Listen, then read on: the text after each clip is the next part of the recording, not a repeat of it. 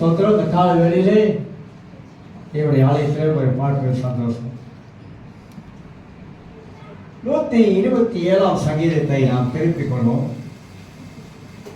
127 சங்கீதம். வேதத்திலே பிள்ளைகளை குறித்து நிறைய காரியங்கள் எழுதப்பட்டிருக்கிறது. அதில் முக்கியமாக சில காரியங்களை குறித்து இந்த குழந்தையுடைய பிரதிஷ்டை இன்னைக்கு நான் பேசலாம் என்று நான் யோசிக்கிறேன். 127 சங்கீதத்திலே ஒரு வசனத்தை வாசிக்கிறேன். 4ஆம் வசனம். இதோ பிள்ளைகள் கர்த்தரால் வரும் சுதந்திரம், கர்ப்பத்தின் கனி அவரால் கிடைக்கும் பலன் என்று வாசிக்கிறேன். பெரும்பாலும் ஆண் பிள்ளை பிறந்தா எங்க அப்பா கூட சொல்லுவாரு, சிங்க பிறந்திருக்கா அப்படின்னு. ஆண் பிள்ளை பிறந்தாக்கா நான் என்ன சொல்லுவேனாக்கா, அது அந்த காலம் சிங்க பிறந்தது. இந்த காலத்துல ஆண் பிள்ளையே நமக்கு தேவை, பெண் பிள்ளையே நமக்கு தேவை. இப்ப கற்பத்தின் கனியை கர்த்தர் ஆசீர்வதிக்கிறாரு, பெண் பிள்ளையை நம்ம கொடுக்கிறாரு, ஆண் பிள்ளையை கொடுக்கிறாரு. ஆனா அதை வளர்க்கிற பாடுதான் பெரிய பாடு. அதில் தான் நம்ம கவனம் செலுத்தணும், வளர்ப்பதில். அப்ப பிள்ளைகள் கர்த்தரால் வருகிற சுதந்திரம், ஆண்டவருடைய ஈவு. அது தேவன் அந்த கர்ப்பத்தின் கனியை ஆசீர்வதித்து தருகிறார் என்பதை நாம் அறிந்து கொள்கிறோம். இந்த குழந்தை பிறக்குது பூமியிலே தேவ சித்தத்தின்படி அது பிறக்குது. ஆனா அந்த குழந்தை தேவ சித்தத்தின்படி வளர்கிறதா? அது ஒரு கேள்வி நமக்கு. தேவ சித்தத்தின்படி பிறக்கிறது, இந்த பூமியில பிறக்கிற குழந்தை தேவ சித்தத்தின்படி அந்த குழந்தை வளர வேண்டும். அப்ப இந்த குழந்தை வருகிற பருவத்திலே அந்த குழந்தைகளுக்கு என்ன நாம சொல்லிக் கொடுக்க வேண்டும், அந்த பிள்ளை எப்படி கைட் பண்ண வேண்டும், இதெல்லாம் நிறைய விஷயங்கள் இருக்குது. இப்படி சொல்றாங்க, ஒரு குழந்தை பிறப்பதற்கு முன்பதாக தாயின் வயிற்றில் கர்ப்பமாக இருக்கும் பொழுது அந்த தாய் எப்படி இருக்கணும், எந்த மனநிலைமையில இருக்கணும், எவ்வளவு சந்தோஷமா இருக்கணும், எவ்வளவு மகிழ்ச்சியா இருக்கணும் அப்படின்னு சொல்றாங்க. ஒரு ஆய்வு சொல்லுது. அப்படி ஏன் அந்த ஆய்வுல அப்படி சொல்றாங்கனாக்கா, அந்த குழந்தை வயிற்றுல இருக்கும் பொழுது அதுக்கு உணர்வுகள், அவருடைய வாழ்க்கையில வரக்கூடிய நிறைய காரியங்கள் தாயிடத்திலிருந்து வருகிறது. இப்ப ஒரு தாயை கர்ப்பமா இருக்கும் பொழுது, கர்ப்பிணியா இருக்கும் பொழுது அது ஒரே சண்டையா இருந்துச்சுன்னா, எப்ப பார்த்தாலும் புருஷன் சண்டை போட்டுக்கிட்டே இருந்துச்சுனாக்கா அந்த குழந்தை பாதிக்குது. உங்களுக்கு தெரியுமோ தெரியாதோ எனக்கு தெரியாது, ஆனா உண்மை, அந்த குழந்தை வயிற்றுல பாதிக்குது, பல காரியத்துல பாதிக்குது. நீங்க எவ்வளவுக்கு எவ்வளவு கற்பனையா இருக்கும்போது கோவப்படுறீங்களோ பிள்ளைய பாதிக்குது. எவ்வளவுக்கு எவ்வளவு நீங்க கற்பனையா இருக்கும்போது சண்டை போடுறீங்களோ பிள்ளைய பாதிக்குது. அப்புறம் நம்ம சொல்லுவோம், பிள்ளை நல்லதான் பிறந்துச்சு, என்னன்னு தெரியல, இப்படி இருக்குது, இப்படி செய்யுது, இப்படி ராங்கி பண்ணுது, கோவம் வருது, அப்படி பண்ணுது, எட்டி உதைக்குது. இப்பெல்லாம் நம்ம ஏன் சொல்றோம் அப்படின்னாக்கா, கற்பனையா இருக்கிற ஸ்திரீயாகப்பட்டவள் அந்த குழந்தை பெற்றெடுக்கிற வரைக்கும் அது மகிழ்ச்சியா இருக்கணும், தாய் மகிழ்ச்சியா இருக்கணும். தாய் மகிழ்ச்சியா இருக்கும் போதுதான் அந்த குழந்தை வயிற்றில் இருக்கிற குழந்தை ஆரோக்கியமாக வளருது என்பதை நாம் புரிந்து கொள்ளணும். இதெல்லாம் பெரும்பாலும் நாம் செய்வதில்லை. குழந்தை வயிற்றில் இருக்கும் போது இப்படி குத்திக்கிறது, எதுல ஆத்திரத்துல இப்படி குத்திக்குவோம், இப்படி குத்திக்குவோம், இப்படி குத்திக்குவோம், இப்படி குத்திக்குவோம். ஆத்திரத்துல என்ன செய்வோம், வயிற்றில் இருக்க குழந்தை இருக்குன்னு தெரியாம கூட வயிற்றில் குத்திக்கும். இது நம்ம பண்ற தப்பு, இதெல்லாம் தவறு, செய்யக்கூடாததை நம்ம செய்யணும். அதனால பிள்ளைகள் குழந்தையா இருக்கும்போது வயிற்றில் இருக்கும்போது அது பாதிப்பு அடைந்து என்பதை நாம் விளங்கிக் கொள்ள வேண்டும். 1 சாமுவேல் புஸ்தகத்தில் திருப்பிக் கொள்ளும். 1 சாமுவேல் புஸ்தகம் ஒரு அருமையான ஒரு சம்பவத்தை நாம் இங்கே பார்க்க முடியும். 1 சாமுவேல் புஸ்தகத்தில் சாமுவேல் எங்கே வளர்ந்தான் அப்படின்னு பார்த்தீங்கன்னா, சாமுவேல் வளர்ந்த இடம் அவன் தேவ ஆலயம் என்பதை குறித்து நாம் அறிந்து கொள்ள 1 சாமுவேல் 2ஆம் அதிகாரத்தை நாம் திருப்பிக் கொள்ள. 1 சாமுவேல் 2ஆம் அதிகாரம் 6ஆம் வசனத்தை நான் வாசித்து காட்டுகிறேன். வசனம் நமக்கு முக்கியம். சாமுவேல் என்னும் பிள்ளையாண்டான் பெரியவனாக வளர்ந்து, எங்கே வளர்ந்தான்? பெரியவனாக எங்கே வளர்ந்தான்? அவருடைய தாய் அண்ணாள் பிள்ளை பால் குடிக்கிறதை மறந்த பொழுது ஆலயத்துக்கு கொண்டு வந்து விட்டாள். ஒரு பொருத்தனை பண்ணினான். என்ன பொருத்தனை பண்ணினாள்? ஆண்டவரே, எனக்கு பிள்ளை இல்லாமல் இருந்தது, ஆனா ஆலயத்தில் வந்து ஜெபம் பண்ணேன், ஆனா என் கர்ப்பத்தை கனி ஆசீர்வதித்தீங்க, இந்த குழந்தை உமக்கே நான் தருகிறேன். அவர் செய்யறமா? இந்த குழந்தை உமக்கே தருகிறேன், இந்த ஆண் பிள்ளை உமக்கு தருகிறேன், இந்த பெண் பிள்ளையை உமக்கு தருகிறேன், ஒரு ஊழியத்துக்கு நான் தருகிறேன். இவன் எங்கே வளர வேண்டும்? இதான் பைபிள் அழகாக சொல்லி கொடுக்கும். எங்கே வளர வேண்டும்? பிள்ளை யாருமே கடவுளுக்கு வந்து பிரதேசம் என்னது? குழந்தை ஏன் பிரதேசம் பண்ணுகிறோம்? எதனால் ஆலயத்துக்கு கொண்டு வந்து பிரதேசம் பண்ணுகிறோம்? பிள்ளையை ஆண்டவரே நீர் கொடுத்த இந்த பிள்ளை உமக்கு நான் திருப்பி கொடுக்கிறேன். ஆண்டவர் தான் கர்ப்பத்தில் என்னை ஆசீர்வதித்தாரு. இந்த குழந்தை ஆசீர்வாதமா இருக்கணும் அப்படின்னா உமக்கே நான் திருப்பி கொடுக்கிறேன் ஆண்டவரே. அப்ப கடவுளுக்கு பிள்ளையை திருப்பி கொடுக்கணும். ஆனா யாருமே குழந்தை பெற்றவங்க ஆண்டவருக்கு பிள்ளையை திருப்பி கொடுக்கறது இல்லை. ஏன் கொடுக்கறது இல்லைன்னா, அல்ல அவன் படிச்சு பெரிய டாக்டர் ஆகட்டும், இல்ல அவன் படிச்சு பெரிய இன்ஜினியர் ஆகட்டும், அவன் படிச்சு பெரிய லாயர் ஆகட்டும், யாரும் வேணான்னு சொல்லலாம், நல்லதுதான். ஆனா அந்த பிள்ளைய ஆண்டவருக்கு நம்ம அர்ப்பணிச்சிருக்கிறோமா, ஒப்பு கொடுத்துருக்கிறோமா? சிலர் வந்து சின்ன வயதிலே கடவுளுக்கு பிள்ளைய வந்து ஒப்பு கொடுத்திருப்பாங்க. ஆனா ஒப்பு கொடுத்ததை மீறி இருப்பாங்க. அவன் கொஞ்சம் நல்லா ஒரு பணம் காசு இல்ல சம்பாதிக்கிற ஒரு நிலையில் வந்த பொழுது அதுக்கு ஒப்பு கொடுத்தாங்களே, அதை மறந்துருப்பாங்க அல்லது விட்டுருப்பாங்க. அவன் நல்லா சம்பாதிச்சு கொடுக்குறான், இப்போ வந்து அவனை வந்து கர்த்தர் அவனை அழைக்கிறாரு, ஊழியத்துக்கு போனா இல்ல வேண்டாம் போய் சம்பாதிச்சு கொடுக்கட்டும் அப்படின்ற ஆளா இருக்காங்க நிறைய பேர். அதனால வருகிற பிரச்சனை அவங்களுக்கு தெரியாது. அதனால ஆலயத்திலே சாமுவேல் என்ற பிள்ளையாண்டான் எங்க வளர்ந்தான்? ஆலயத்திலே வளர்ந்து பெரியவனானான். பிள்ளைகளை ஏன் ஆலயத்துக்கு கொண்டு வர சொல்றோம்? ஏன் ஆலயத்துக்கு அவன் கொண்டு வரணும்? ஆலயத்தை சிறு பிள்ளையிலேயே ஆலயத்துக்கு வரும் பொழுது பாடல் சத்தத்தை கேட்கிறாங்க, தேவ பிரசனத்தை அவங்க உணர ஆரம்பிக்கிறாங்க, அவங்க வாழ்க்கையில தேவ பிரசனம் மூடிக்கொள்ளுகிறது. ஆலயத்தில் அவங்க பாட்டில் படிக்க படிக்க அந்த பிள்ளையுடைய வாழ்க்கையிலே கடவுளுடைய துதியின் சத்தம் தொடுத்து கொண்டே இருக்கும். அதனால தான் ஆலயத்துக்கு கொண்டு வரும். சின்ன வயதிலிருந்து அவன் வளர்ந்து வருவதெல்லாம் ஆலயத்தில் வளருகிற ஒரு மனிதனாக இருக்க வேண்டும். ஒவ்வொரு வாரத்தில் ஒரு நாள் ஞாயிற்றுக்கிழமை அவன் ஆலயத்திலே வருவது அவசியமா இருக்கிற பிள்ளைகளை கற்றுக் கொடுக்கும். ஒரு நாள் ஒரு சம்பவம் நடந்துச்சு, உண்மை சம்பவம், பையலா கதலா இல்லை கட்டுக்கதலா, உண்மை சம்பவம். அப்பா பையனுக்கு 8 வயசு. அன்னைக்கு ஞாயிற்றுக்கிழமை அப்பா வீட்டில் படுத்து தூங்குறாரு. பையன் எந்திரிச்சு போய் அப்பா அப்பா சேச்சுப்பா சேச்சுப்பா சேச்சுப்பா நானும். அப்ப அந்த பையன் ஆலயத்துக்கு வந்ததுனால அப்பா படுத்து தூங்கிட்டு இருக்கிறாரு, சேர்ச்சுக்கு வரல. ஆனா பையன் போய் 8 வயசு பையன் போய் அப்பா சேச்சுப்பா சேச்சுப்பான்றான். அதனால்தான் பிள்ளைகள் ஆலயத்துக்கு வருவது அவசியம். பிள்ளைகள் சண்டே ஸ்கூல்ல கலந்து கொள்வது அவசியம். இயேசுவை பத்தி அவங்களுக்கு போதிப்பது அவசியம். அது இப்ப இருக்கிற காலத்துல இன்னும் அதிகமாக இயேசுவை பற்றி அவங்க அறிந்து கொள்வதற்கு அவசியமா இருக்குது. அவன் எங்க வளரணும்? ஆலயத்தில் வந்து தேவ சத்தியத்திலே பிள்ளைகள் வளரணும். ஆண்டவருடைய சத்தியத்திலே பிள்ளைகள் வளர்ந்தாதான் இயேசு ஆண்டவர் என்று பிள்ளைகள் அறிந்து கொள்ளும். இல்லைன்னா உலகத்துல பல காரியங்களை உலகம் கற்றுக் கொடுக்குது, பல விஷயங்கள் இங்க உலகம் கற்றுக் கொடுக்குது. இதெல்லாம் நாம் மனதில் வைக்க வேண்டும். பிள்ளையின் எதிர்காலத்தை பெற்றோர் நிர்ணயிக்கணும். இவன் எதிர்காலத்தில் இப்படி வர வேண்டும், இவன் எதிர்காலத்தில் இப்படி இருக்க வேண்டும் என்பது தாய் தகப்பன் தான் அந்த பிள்ளையை நிர்ணயிக்கணும். அவன் பிள்ளையை வளர்க்கிற பொறுப்பு யாருடைய பொறுப்புனாக்கா பெற்றோருடைய பொறுப்பு. பிள்ளையை பிள்ளையாய் வளர்க்கணும், பிள்ளையை பிள்ளையாக வளர்க்கணும். பிள்ளைக்கு மரியாதைனா என்னன்னு சின்ன வயதில் சொல்லிக் கொடுத்து வளர்க்கணும். இதெல்லாம் செய்ய வேண்டிய வேலை. மரியாதை என்ன பிள்ளைகளுக்கு அதை சொல்லணும்.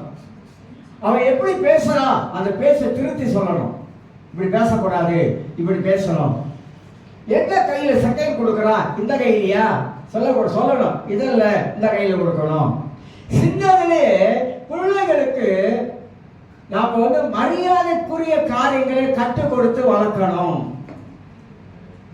நிறைய பேர் சொல்றாங்க மரியாதை தெரியல அப்படின்றாங்க. ஏன் சொல்றாங்க, எதனால சொல்றாங்க? மரியாதை முக்கியங்க. சின்னதுல பிள்ளைகளை அந்த மரியாதைக்குரிய காரியத்துல வளர்க்கும் பொழுதுதான் அவன் வளர வளர மரியாதையை கற்றுக்கொள்றான். இல்லைன்னா பெரியவன் சொன்னவன் தெரியாம வேற மாதிரி பேசுவான், இடக்க பேசுவானுங்க. அவன் பிள்ளைய வளர்க்கிற பொறுப்பு பெற்றோர்கள் பொறுப்பு. பிள்ளை பூமியில பிறந்துருச்சு, அதை வளர்க்கறது சாதாரண காரியம் இல்லைங்க, சாதாரண காரியம் இல்லை. தாயின் தகப்பனும் எடுக்கிற அந்த முயற்சி சாதாரண முயற்சி இல்லை. அவ்வளோ கஷ்டப்பட்டு இந்த பூமியிலே பிள்ளைகளை எல்லாரும் வளர்க்குறாங்க. எல்லாம் வளர்த்தவங்களா இருப்பீங்க. நான் என்ன சொல்ல வர்றேன், அந்த காலத்துக்கும் இப்ப இருக்கிற காலத்துக்கும் ரொம்ப மாறுபட்ட காரியங்கள் போயிருச்சு. மாறுபட்ட உலகமா இருக்குது இப்போ இருக்கிற உலகம். இப்போ இருக்கிற உலகம் மீடியா உலகம். மீடியா உலகத்தில் வாழ்ந்து கொண்டு இருக்கிறோம். நமக்கு தெரியாதெல்லாம் பிள்ளைகளுக்கு தெரியும். நாம் எடுத்தா போன் அலோன்னு பேசுவோம், அவன் அப்படி பேச மாட்டான். இப்ப ஏஐ வந்துருச்சு.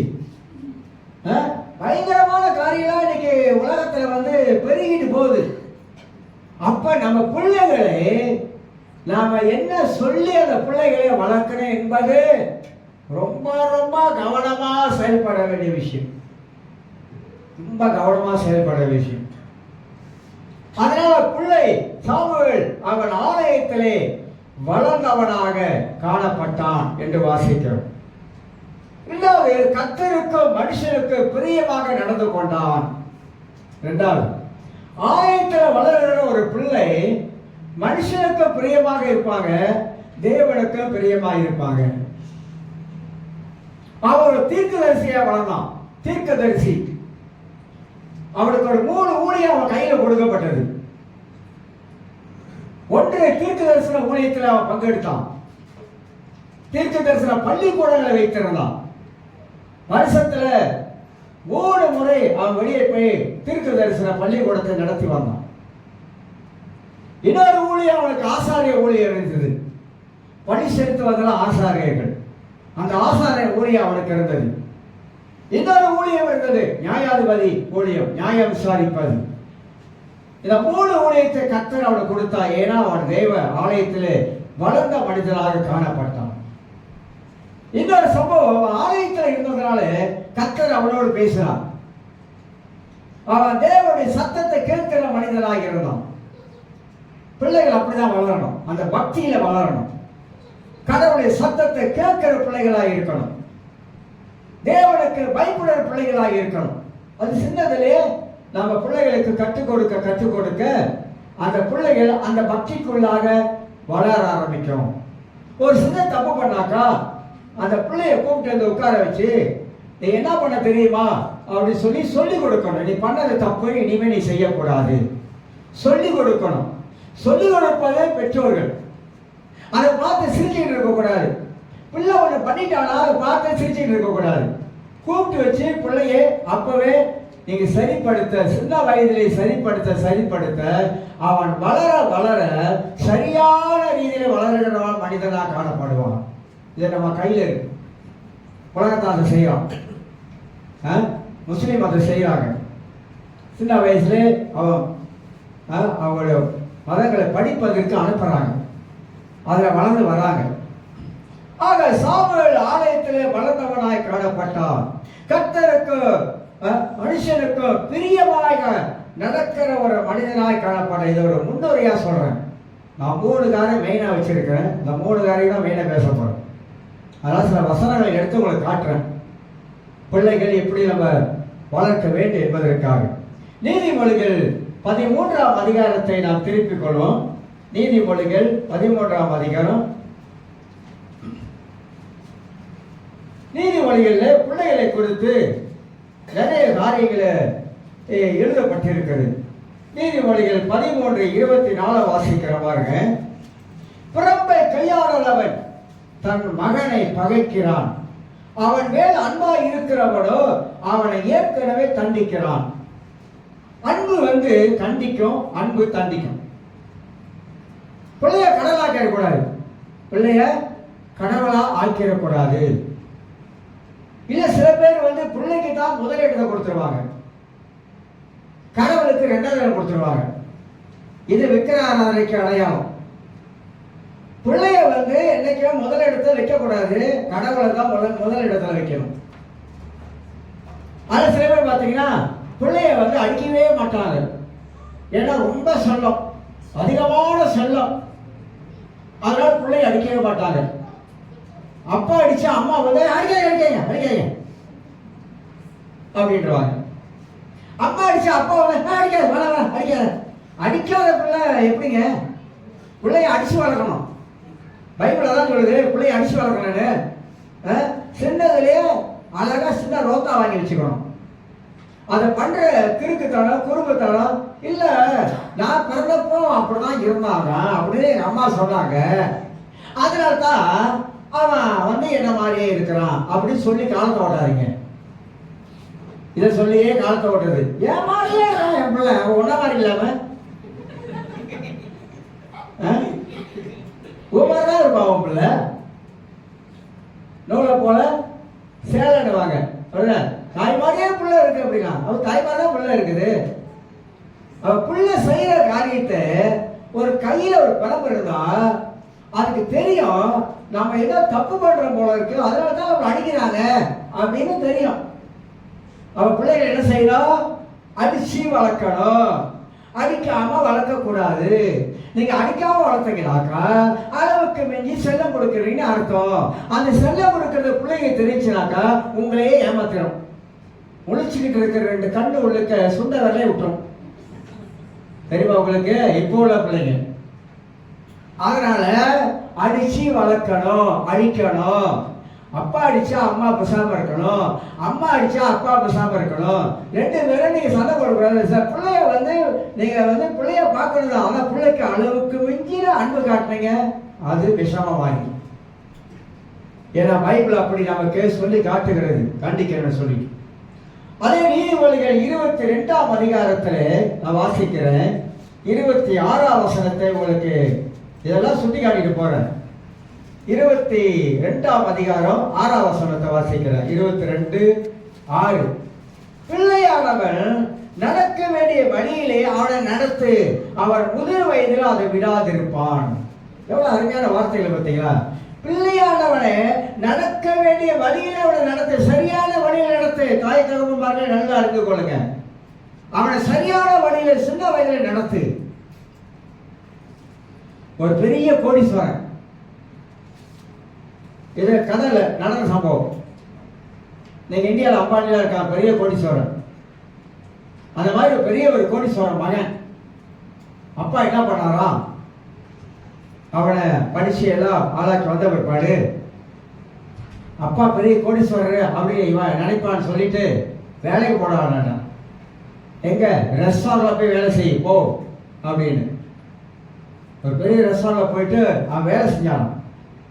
அப்ப அந்த ரெஸ்டாரண்ட் முதலாளி பார்த்தாராம், ஒரு நல்ல அழகா இருக்கான், நல்ல பயிலா இருக்கான, பார்க்கறதுக்கு நல்ல இதா இருக்கான, இவன் எப்படி ரெஸ்டாரண்ட்டுக்கு வேலைக்கு வந்தான் அப்படின்னு. அப்ப அவங்க அப்பா சொல்லி கொடுத்தாராம், என்கிட்ட நான் பெரிய கோடீஸ்வரன் தான், உண்மைதான், இல்லைன்னு சொல்லல. ஆனா பணத்தை எப்படி சம்பாதிச்சுன்னு உனக்கு தெரியணும். பிள்ளை கேட்கறப்பெல்லாம் காசு கொடுக்குறது, பிள்ளை கேட்கறப்பெல்லாம் காசு கொடுக்குது, கேட்கறப்பெல்லாம் காசு கொடுக்குது, கேட்கறப்பெல்லாம் வாங்கி கொடுக்குறது, இதை கேட்டா அதை வாங்கி கொடுக்குறது, அதை கேட்டா இதை வாங்கி கொடுக்குறது, எல்லாமே கேட்கறதெல்லாம் வாங்கி கொடுக்க வாங்கி கொடுக்க வாங்கி கொடுக்க. அவனுக்கு என்ன ஆச்சு? அப்பா கிட்ட நிறைய காசு இருக்கு. எப்படி சொல்லி கொடுக்குறோம்? கொடுத்து கெடுக்கிறோம். எது? காசை கொடுத்து கொடுத்து கெடுக்கிறோம். ஸ்கூலுக்கு போறா 5 வழி கொடுக்குற இடத்துல 10 வழியா கொடுக்குறோம். அவன் பார்க்கறான் 5 வழி சாப்பிட்டு 5 வழி மிச்சம் இருக்குல்ல, அந்த 5 வழி மிச்சத்தை கேட்டு பாருங்க என்ன பண்ற அப்படின்னு. கெடுக்கிறது யாரு? அப்ப அந்த பணக்காரன் அந்த கோடீஸ்வரன் சொல்றான், என் பையனுக்கு பணம்னா அதோட அருமை தெரியணும், நான் எவ்வளவு கஷ்டப்பட்டேன் என்பது அவனுக்கு தெரியணும்.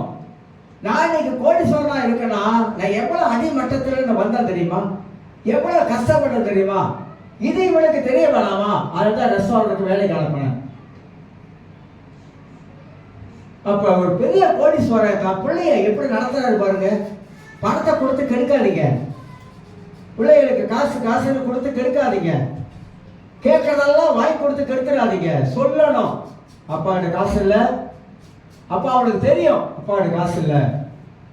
இதெல்லாம் அந்த காலத்தில் செய்யறது இல்லைங்க. ஏன்னா அளவுக்கு மிஞ்சி பாசம். என் பிள்ளைக்காக நான் உயிரையே கொடுத்துரு போ, அவனுக்காக நான் உயிரையே கொடுப்பேன். உயிரெல்லாம் கொடுக்க வேணாம், அவனை சரியா நடத்து, சரியா நடத்தி கொண்டு வா, அதே போதுமானது. ஆனா வேதம் ரொம்ப அழகா நமக்கு போதிக்கிறது. பிள்ளையாண்டவன் என்ன, நடக்க வேண்டிய வழியிலே அவனை சரியாக நடத்தி கொண்டு வா, நடக்க வேண்டிய வழியில் நடத்து. அதை விட்டு அவன் தவறி போயிட போறான். ஏன்னா நமக்கு பாசம் காட்டணும், உண்மைதான். அதிக பாசம் நிறைய தொழில கொண்டாந்து விட்டுரும். அதுதான் சொல்ல வர.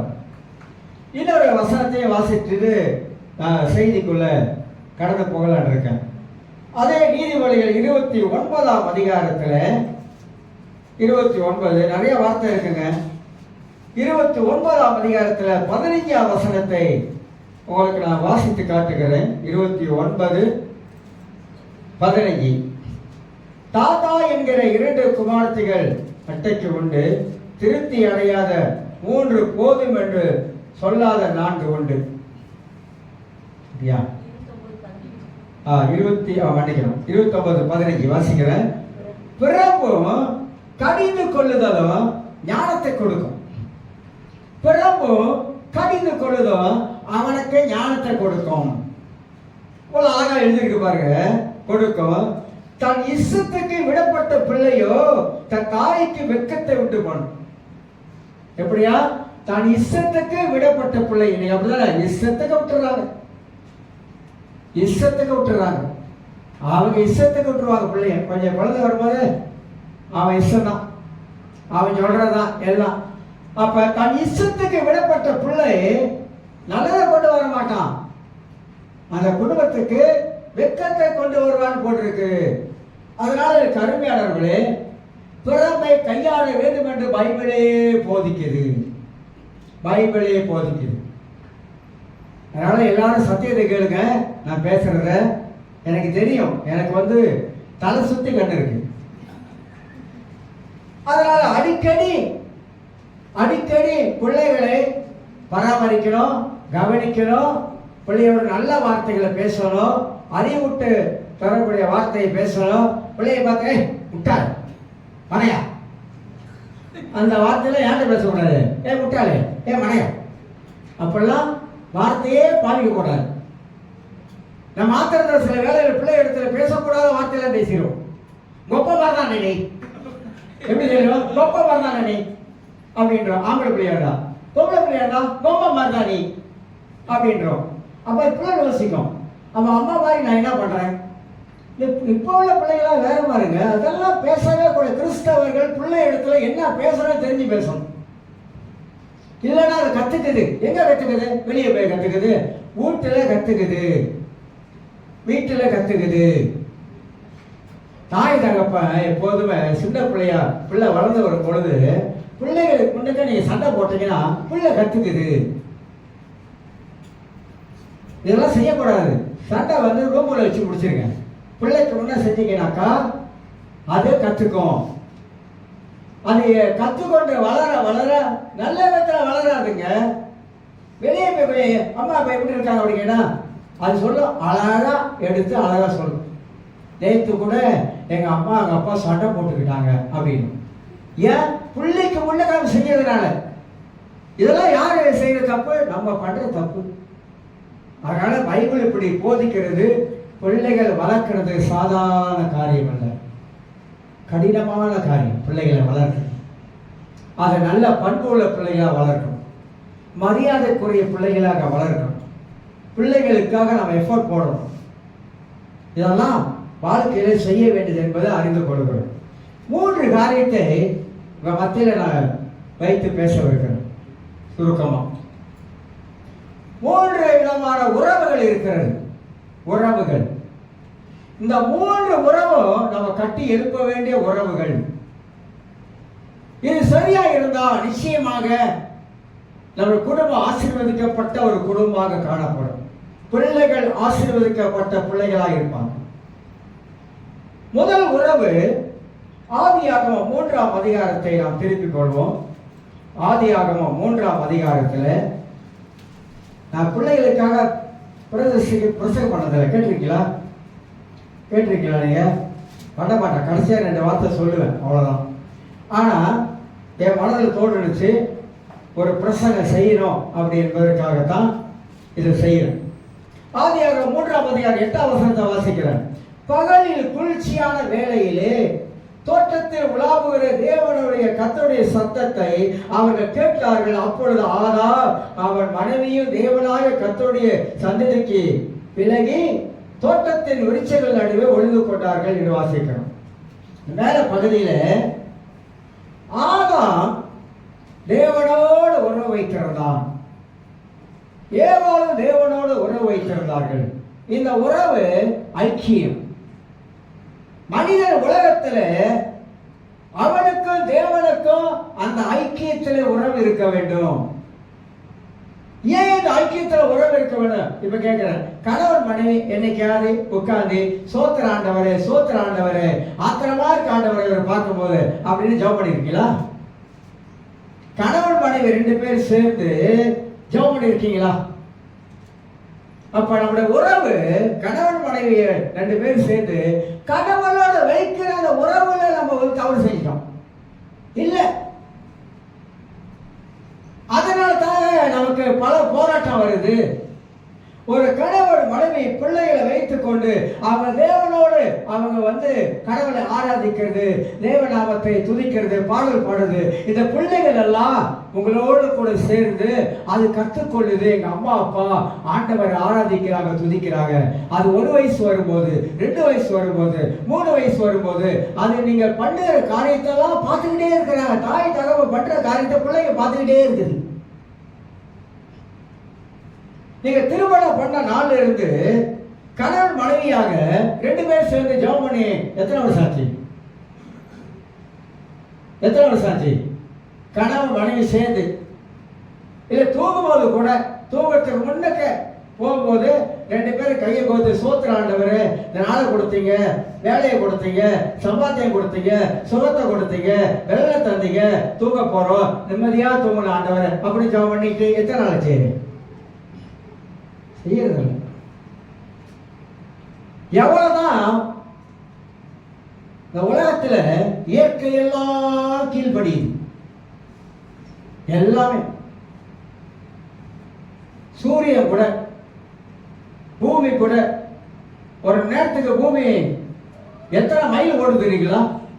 பூமி சுத்துது எத்தனை 1000 மைல் சுத்து தெரியுமா? அதான வேலை செய்யுது, கரெக்டா வேலை செய்யுது, கரெக்டா வேலை செய்யுது. பல காரியம் செஞ்சிட்டு இருக்கு, எல்லாம் அதோட வேலை செய்யுது. ஆனா மனிதன் மட்டும் தான் வேலை செய்யுதில்லை. சந்திரன் அது வேலை செய்யுது, சூரியன் அது வேலை செய்யுது. இந்த கிரகங்களை பத்தி ஒரு பாடம் படித்தேன். அது படிச்சா நமக்கே தலை சுத்துது. இப்படி இருக்குதா, இப்படி இருக்குதா? கிரகங்களே வியாழன் தான் பெரிய கிரகம், சூரிய குடும்பம்னு ஒன்று இருக்குது. எல்லாம் படிச்சு பார்த்தா நமக்கு ஆச்சரியமா இருக்குது. கடவுள் எவ்வளவு பெரியவராக, எவ்வளவு வல்லமை உள்ளவராக, இவ்வளவு பெரிய கடவுள், இவ்வளவு பெரிய ஆண்டவர் இப்படியெல்லாம் படைச்சு வச்சிருக்கிறாரு. ஆனா நம்ம தேவனை எப்படி பார்க்கிறோம், ஆண்டவரை எப்படி பார்க்கிறோம்? பார்க்கிற விதமே வேறமா இருக்கு. சின்ன ஒரு காரியம் தான் கர்த்தர் கை விட்டுட்டாரு. ஆமா, கை விட்டு தூரம் ஓடிட்டாரு. சின்ன காரியம் தான், கர்த்தர் கைவிட்டாரு, ஓட்டாரு, அவர் போயிட்டாரு. இவங்க அதே பல்லவியா பாடிட்டு இருக்காங்க. இதுதான் நம்ம நிலைமை. நமக்கு என்ன தெரியுங்களா பிரச்சனை? கொடுக்கிற தேவன் கூரையை கொச்சிக்கிட்டு கொட்டோடு கொட்டி தள்ளணும்.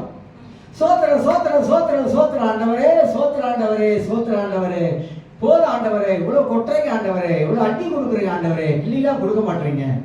கொடுத்தா நல்லவர், கொடுக்காவிட்டா கோபம் வருது. கொடுக்க மாட்டாரு. ஜெபம் பண்ணி நாளைக்கு கிடைத்தா ரொம்ப நன்றி ஆண்டவரே, நேற்று ஜெபம் பண்ண மறுநாளே கொடுத்துட்டீங்க ஆண்டவரே. அதே ஜெபம் பண்ணி 10 வருஷம் கிடைக்கலாம், 10 வருஷமா ஜெபம் பண்றேன். எப்படி பேச்சு எப்படி வந்துருச்சு? தொடறேன் எப்படி வருது? 10 வருஷமா ஜெபம் பண்றேன், கர்த்தர் கொடுத்த பாடு இல்லை. எல்லாம் மாறிடும் நமக்கு. அதனால மனிதர் அந்த உறவுல மனுஷன் இல்லாம போயிட்டான். கணவன் மனைவி தேவனோடு வைக்கிற உறவுல மனிதன் விடுபட்டுட்டான். அங்கதான் ஆரம்பிக்கிற பிரச்சனை.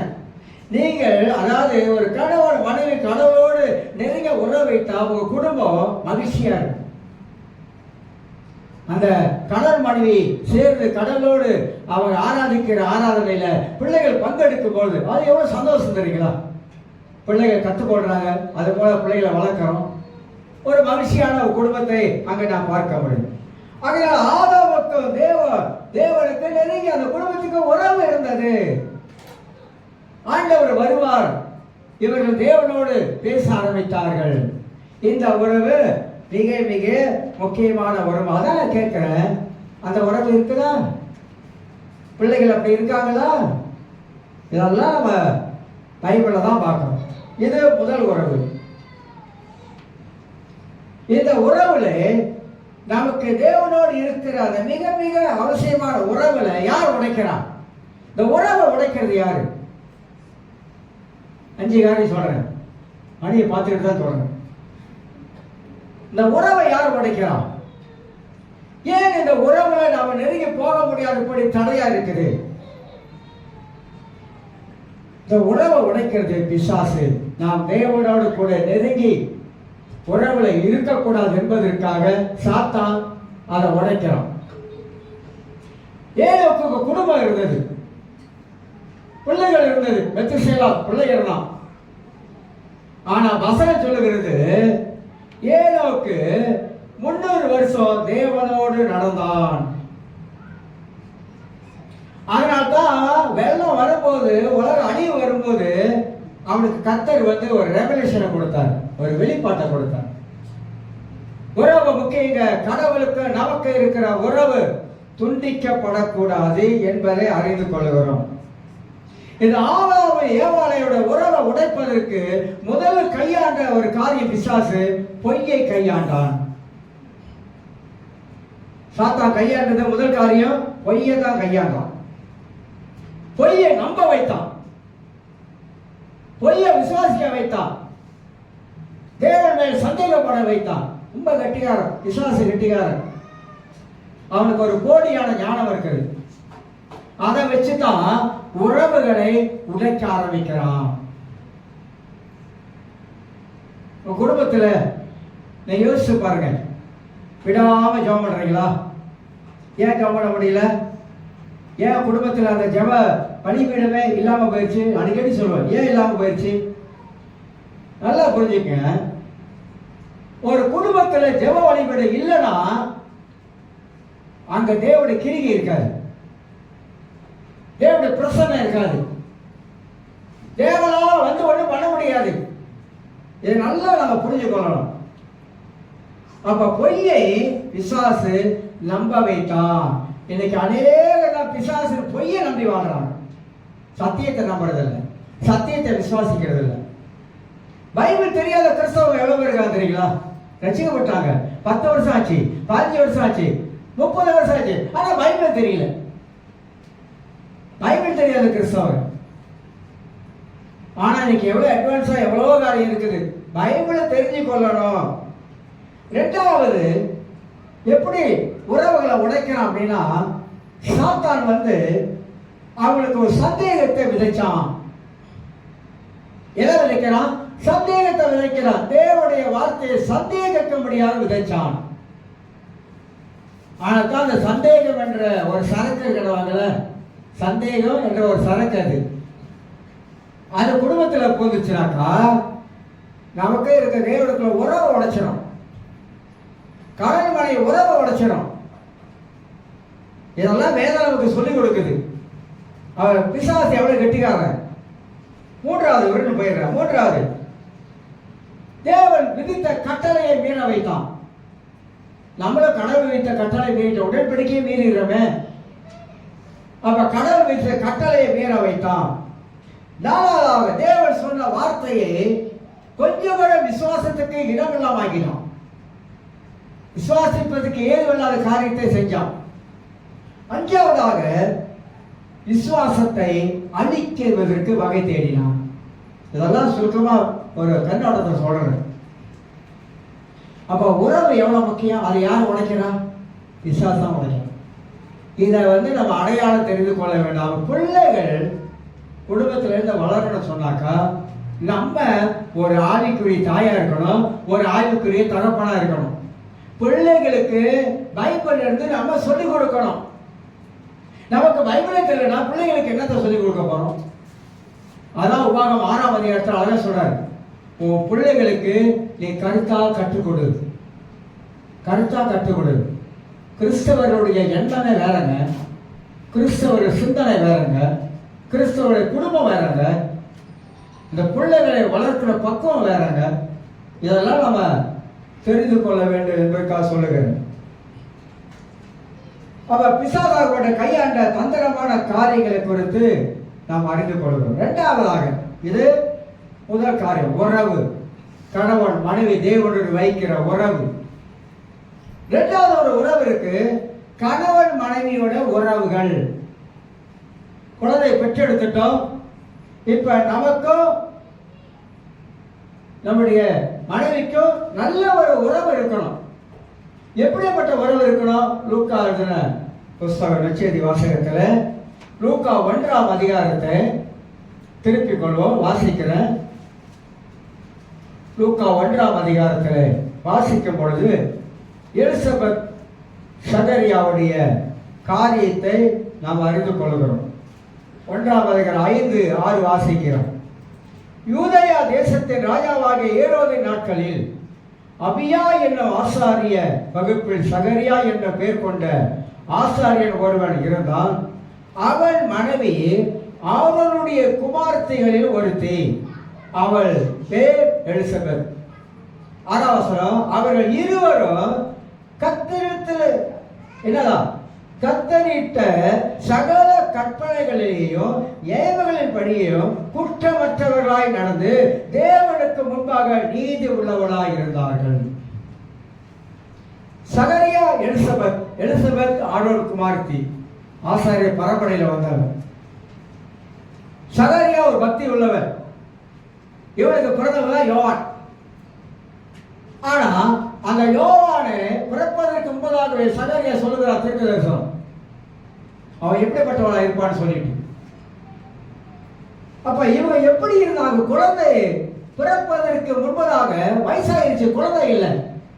ஆனா எப்படி வாழ்ந்தாங்க என்பதுதான் நான் சொல்ல வரேன். எப்படி வாழ்ந்தாங்க, எப்படிப்பட்ட வாழ்க்கை வாழ்ந்தாங்க? சகல கற்பனைகளையும் குற்றமற்றவர்களாய் நடந்து தேவனுக்கு முன்பதாக நீதி உள்ளவர்களாக, நேர்மை உள்ளவர்களாக, பரிசுத்தம் உள்ளவர்களாக வாழ்ந்தாங்க.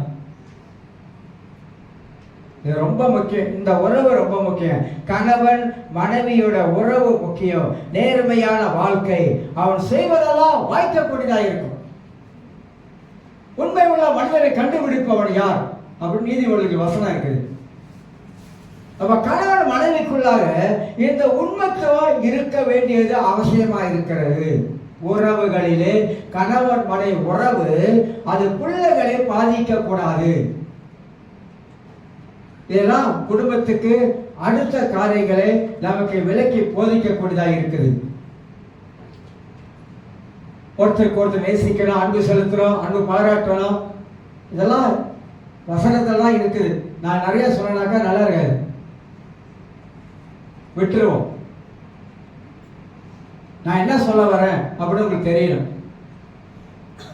குடும்பம் என்பது ஆதி ஒரு மனதினை கொண்டு மல்கியா 2:15 வாசிக்கும் போது, ஒருவனை அல்லவா படைத்தேன், என்னை ஏன் ஒருவனை படைத்தேன், எதற்காக ஒருவனை படைத்தேன்?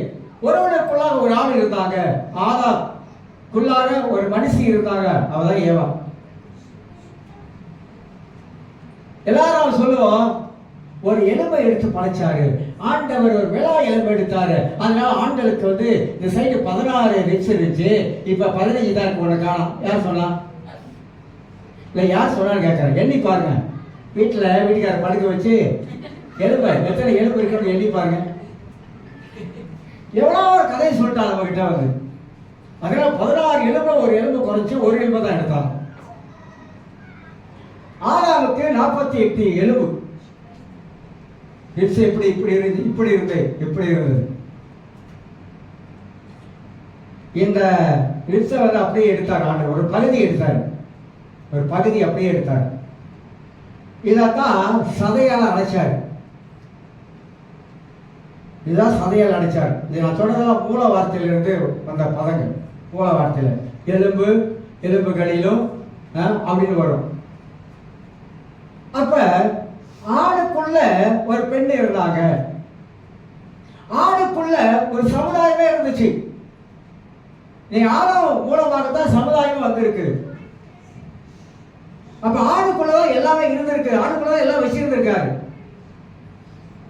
அதனால தான் வேதம் சொல்லுகிறது, குடும்பத்துக்கு தலைவர் ஆணு, பெண் இல்லை. பெண் வந்து ஆணுக்கு கீழ்படிந்து இருக்கணும். அப்படி இருக்கா? அப்படி இல்லை. நான் பார்க்க வரைக்கும் உலகத்தில் உங்களை சொல்லவே மாட்டேன், உங்களை சொல்லலை, எனக்கு தெரியாது.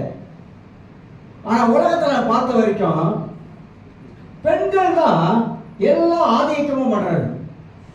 கண்ணிலேயே காட்டிடுவாங்க. கண்ணே பேசும்.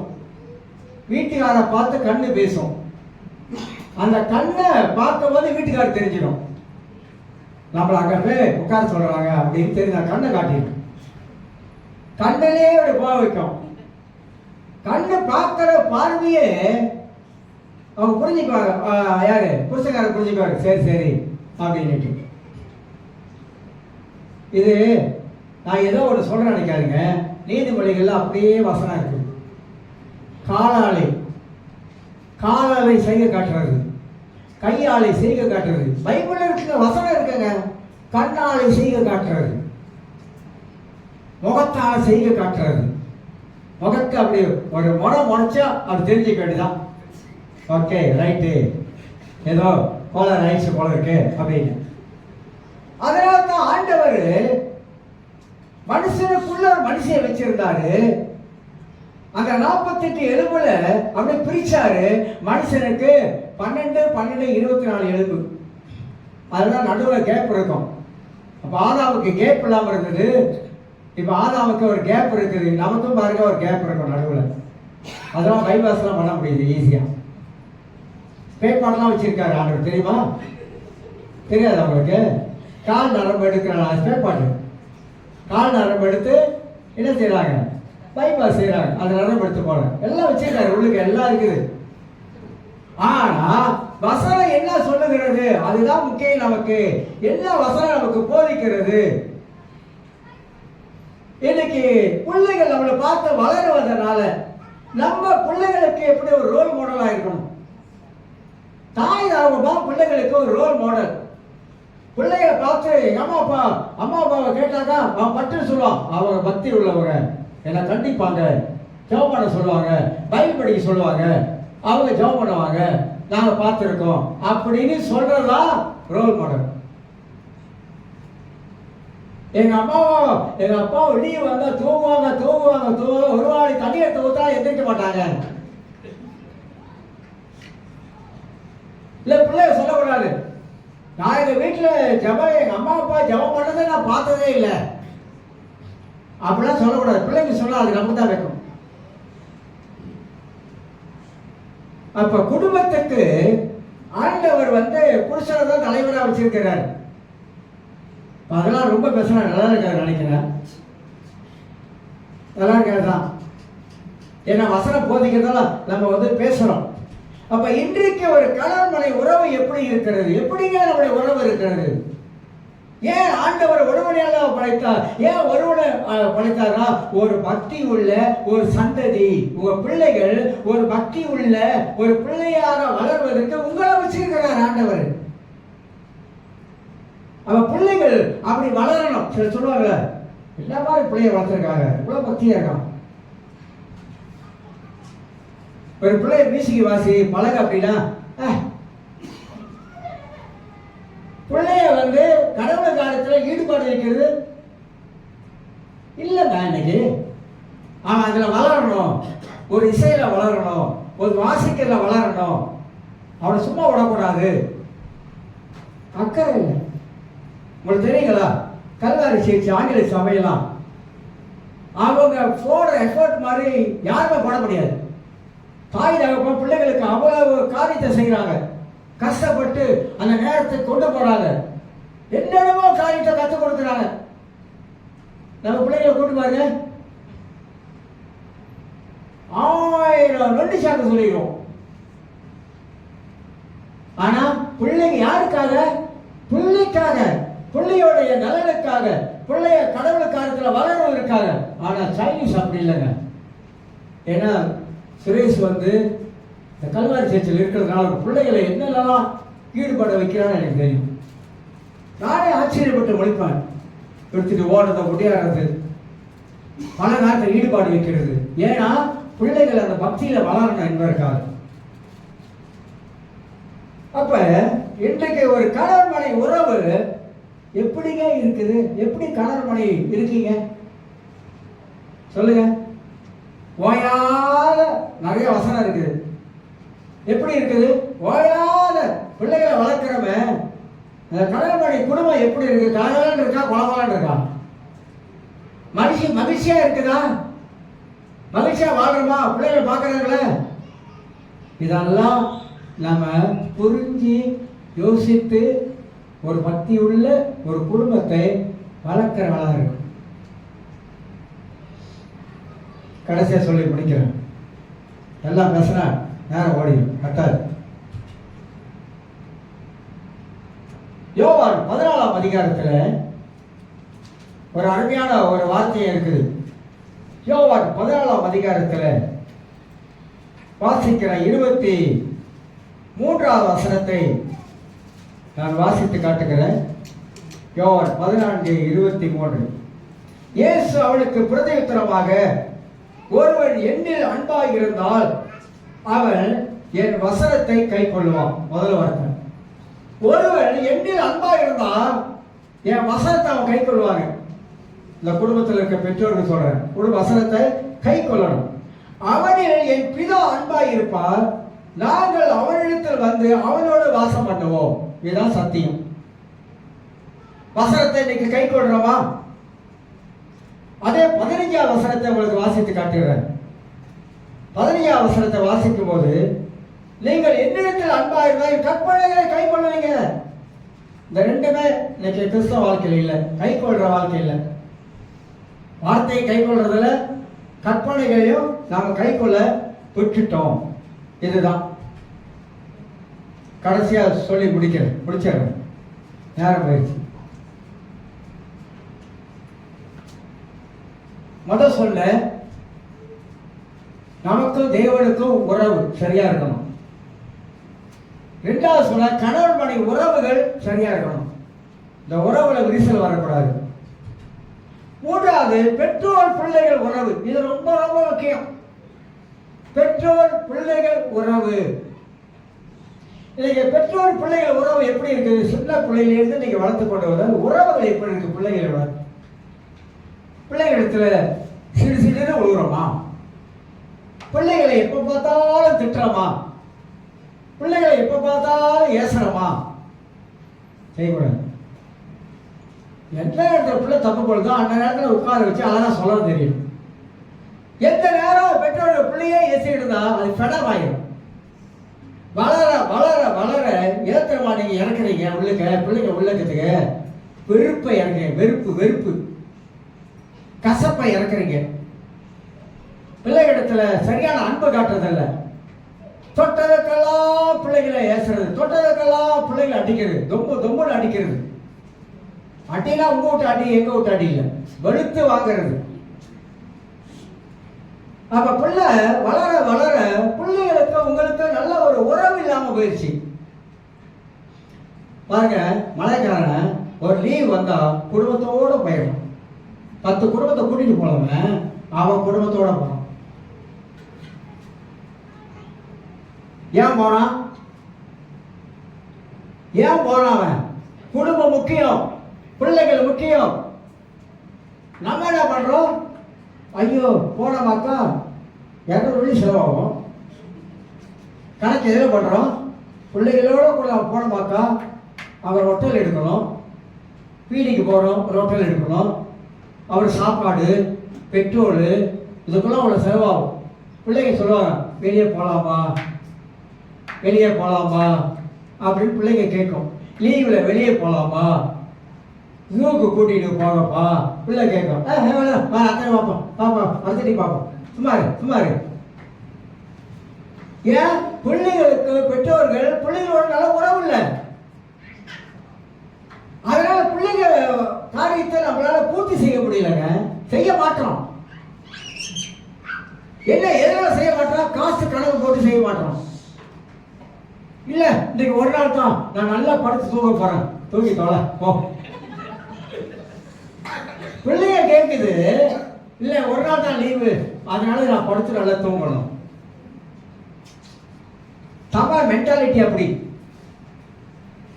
மலைக்கார மென்டாலிட்டிலாம் மாறிடுச்சு. அவன் ஒரு நாள் லீவ் ஆனாலும் பிள்ளைகளை கூட்டு போயிடுறான், பிள்ளைகளை சந்தோஷப்படுத்துறான், பிள்ளைகளுக்கு நல்ல சாப்பாடு வாங்கி கொடுக்குறான். இல்லை அவனுக்கு காசு வருது, உனக்கு வரவே இல்லையா? நான் கேட்குறேன். அடிக்கடியே கூட்டு போய் சொல்கிறேன், பிள்ளைகளுக்கு ஸ்கூல் லீவ் வருது, கூட்டிட்டு போங்க. அதுக்கு ஆசை இருக்காதா? சின்ன பிள்ளையா இருந்தாலும் அதுக்கு ஆசை இருக்காதா? அது என்ஜாய் பண்ணலாம், சிரிச்சு நல்லா விளையாட போவோம். எது உங்களுக்கு முக்கியம்? பிள்ளைகள் முக்கியமா? முக்கியம்தான். அதை இன்னைக்கு பெற்றோர்கள் இன்னைக்கு அதை கருத மாட்டுறாங்க. சொன்னா ரொம்ப நேரம் 7 காரியம் இருக்கு, நிப்பாட்டிடுறேன். நீங்க பார்க்கறதே தெரிஞ்சிருச்சு. அப்ப இன்னைக்கு பெற்றோர்கள் உடைய உறவு பிள்ளைகளோடு இல்லை. இன்னைக்கு தாய்கள் கொடுக்க 200 வெள்ளி கொடுக்குறேன், வீட்டில் எல்லாம் அவனை வாங்கி போட்டு போதுமா உன் காசு இடத்துக்கு? பிள்ளைங்க என்ன எதிர்பார்க்குறாங்க? அப்பா அம்மா கூட இருக்கணும். வேலைக்கு போறாங்க, வரீங்க, சாப்பிட்றீங்க, அதோட படுத்துவீங்களா? பிள்ளையோட உட்காந்து பேசுறது இல்லையா கொஞ்ச நேரம்? சின்ன பிள்ளையோட தான் இருக்குங்க. அந்த பிள்ளையோட கூட உங்களுக்கு நல்ல உறவு இருக்க, நல்லா பேசுறீங்களா? பாசமா இருக்கீங்களா? அன்பா பேசுறீங்களா? இல்லை. நிறைய பேர் தமிழ் சமுதாயத்தில் பிள்ளைகளோட கூட ரொம்ப நெருங்கிய பாசமா இல்லாம போயிட்டாங்க. கேட்டா எனக்கு 108 வேலை இருக்குது, எனக்கு அவ்வளவு வேலை இருக்கு, எனக்கு இவ்வளவு வேலை இருக்கு, நீ பார்த்துக்கோ. அதனால தான் பிள்ளைகள் நம்மளை கவனிச்சுக்கிட்டே இருக்காங்க. ஒரு காலம் போல இல்லை, இப்ப இருக்கிற கால பிள்ளைகள் ரொம்ப கவனிப்பாங்க நம்மளை. நம்ம அவங்களோட கூட நெருங்கி பேசுறோமா, பழகிறோமா? அதை விட்டுருங்க. கணவன் மனைவியே வீட்டில் உட்காந்து பேசுறதில்ல. கொஞ்ச நேரம் மனைவிக்கும் கணவனும் உட்காந்து கொஞ்ச நேரம் கூட செலவு பண்றதில்ல. கொஞ்சம் பேசலாக்கா அங்க மாட்டிக்கும். அப்புறம் கேட்டாலும் சொல்லுவாங்க, அதனால தான் நான் பேசுறதில்ல. கொஞ்சம் உட்காந்து பேசினா போதும், அந்த இடத்துல ஒரு மாட்டியும். உறவுகள் இன்னைக்கு என்ன ஆயிடுச்சு? உறவுகள் வரவுகள் ஆயிடுச்சு. அதுதான் இன்னைக்கு நடக்கிற காரியம். பிள்ளைகள்லாம் அதை பார்க்குறாங்க. ஒரு நல்ல குடும்பம், கணவன் மனைவி பிள்ளைகளை உட்காந்து நல்லா ஒரு சந்தோஷமா நல்லா சாப்பிட்டுட்டு கொஞ்ச நேரம் உட்காந்து பேசுறதுல இருக்கிறதா விஷயம். அதுலதான் விஷயம் இருக்குது. இன்னைக்கு அது எல்லாம் இருக்கிறதா தான் இந்த உறவுகள் எல்லாம் பாதிக்கப்பட்டு கொண்டே போகுது. சரியான உறவுக்குள்ளாக இல்லாமல் இன்னைக்கு காணப்படுறாங்க. ஆக எனக்கு அருமையானவர்களே, இந்த கால வேளையில பிள்ளையோடைய பிரதிஷ்டை, கடவுளுக்கு பிள்ளைய நாம திருப்பி கொடுக்கிறோம். ஏன் பிள்ளையை நாம திருப்பி கொடுக்கிறோம் அப்படின்னாக்கா, ஆண்டவரே கர்ப்பத்தின் கனி நீங்க ஆசீர்வதிங்க ஆண்டவரே. கல்யாணம் பண்ணா சீக்கிரம் பிள்ளையை பெற்றெடுத்துறோம். ஏன் பஸ் அப்படி சொல்றீங்க? ஆமா, இல்ல இன்னொரு 5 வருஷம் போட்டோம், இன்னொரு 10 வருஷம் போட்டோம். சிலர் பிளான் பண்ணி வச்சிருப்பாங்க, 10 வருஷம் அப்புறம் நேற்று கல்யாணம் பண்ணானே. பிள்ளைகளை ஏன் பெற்றெடுக்க சொல்றாங்க அப்படின்னாக்கா, உங்களுக்கு சின்ன வயசா இருக்கும்போது குழந்தை இருந்துச்சுன்னா அந்த பிள்ளை வளர்ந்து வருவதற்கு நீங்க வயசு போக அந்த பிள்ளை ஒரு நிலைக்கு வந்துடும். இப்ப சொல்றாங்க தமிழ் சமுதாயம் குறைஞ்சிருச்சு, அதனால புனித முறையில பிள்ளைகளை கூட போய் பெற்றுக் கொள்ளுங்க அப்படின்றாங்க. நம்ம நினைக்கிறோம் 2 போதுலப்பா சாமி, 3 போதுல சாமி, இதை ஆளாக்குறதே பெரிய பாடாயிரும். அந்த காலத்துல 10 பிள்ளையை பெற்று வளர்த்துருக்காங்க, 16 பிள்ளைகளை பெற்று வளர்த்துருக்காங்க, ஒன்றும் இல்லாத காலத்துல அப்படிலாம் வளர்த்துருக்காங்க. இன்னைக்கு 1 போதும் 2 போதும் அப்படின்ட்டு அப்படி நிப்பாட்டிக்கிறாங்க. சந்ததி குறைஞ்சிருச்சு. ஆனா சந்ததி பெருகணும். சந்ததி பெருகிறதுக்கு நிறைய குழந்தைகளை பெற்றெடுத்து கொள்ளுங்க, நல்லது. ஒரு 4 குழந்தையா, ஓகே, 4 குழந்தை வரைக்கும் பெற்றெடுத்துக் கொள்ளுங்க. கர்த்தர் இருக்கிறாங்க, அதுக்கு வேண்டிய கிருபையெல்லாம் தருவாரு ஆண்டவர். அதனால இன்னைக்கு குழந்தை பிரதிஷ்டை நல்லா புரிஞ்சு கொள்ளுங்க. நம்முடைய வருங்கால சந்ததி அவங்க தான். எதிர்காலத்தில் அவங்க தான் ஒரு நல்ல ஒரு தலைவியா வரப்போறாங்க. ஆனா அவங்களுக்கு நாம ஊட்ட வேண்டிய ஒரே ஒரு காரியம், இயேசு கிறிஸ்துவை கடவுள் என்று சொல்லி அவங்கள ஊட்டி வளர்க்கணும். அந்த பிள்ளை கடைசி வரைக்கும் ஆண்டவரா ரட்சகர், ஆண்டவரா கடவுள் அப்படி நிக்கணும். நீங்க குடும்பத்தில் போயிட்டு ரட்சிப்பட்டியா தம்பி அப்படின்னு கேட்டா, ரட்சிப்பா அது என்ன பிச்சிப்பு, அது என்ன கசப்பு, ரட்சிக்கப்பட்டியா அவனுக்கு தெரியணும். ரட்சிப்புனா என்னன்னு தெரியணும். இல்ல நிறைய குடும்பத்தில் பிள்ளைங்க வராங்க, அவங்க எப்படி வராங்க தெரியுங்களா? பெற்றெடுத்ததுனால பிள்ளைங்க சேர்ச்சிக்கு வராங்க, சனிக்கு போறாங்க அப்படியே போயிடுறாங்க, அவ்வளவுதான். ஆனா சத்தியத்தை அந்த பிள்ளைகளுக்குள்ளாக நாம ஊட்டல. அதனால ரட்சிப்பனா என்னன்னு தெரியல. சொல்லிக் கொடுக்கிறோம். ரட்சிப்பனா விடுதலை. எதுல விடுதலை? பாவத்துல விடுதலை, சாபத்துல விடுதலை, இயேசு ரத்தம் மன்னிக்கும். இதெல்லாம் அந்த பிள்ளைகளுக்கு சொல்லணும். அப்பதான் அவனுக்கு தெரியும் ரட்சிப்படா என்னன்னு சொல்லி, இதான் ரட்சிப்பு அப்படின்னு தெரியும். ஆகினால இந்த கால வேளையில நாங்க எல்லாம் எழுதிருப்போம்.